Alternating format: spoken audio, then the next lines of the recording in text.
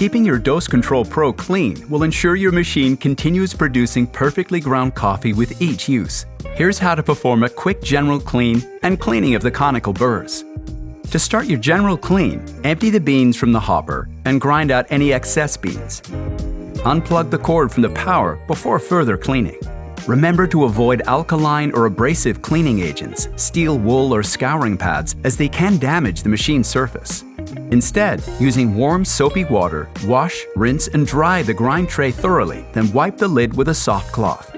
To clean the bean hopper and lid, use a soft damp cloth, and do not place any grinder parts or accessories in the dishwasher. You can wipe and polish the grinder's exterior with a soft damp cloth. Only apply a gentle cleaning agent to the cloth and not directly on the machine. Plug the cord back into the power outlet. To maintain consistent grinding results, the burrs require regular cleaning, especially for espresso coffee. Let's walk you through it. First, unlock the hopper.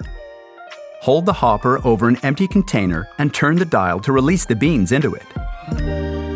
Align the hopper back into its position. Press the start button and run the grinder until empty. Remove the hopper. Remove the upper burr by turning and lifting the wire handle. Clean the upper burr using a generic cleaning brush. Use a cleaning brush to clean the lower burr. If there are still excess grinds you can't get to, use a vacuum cleaner to remove it. Push the upper burr firmly into position again, then using the wire handle, rotate it clockwise to lock it into place. Make sure the arrows align, like this. Align the hopper into position again and lock the hopper by rotating it clockwise. Then fill it again with fresh beans. And there you have it. Your grinder is now ready to grind your next cup of quality coffee.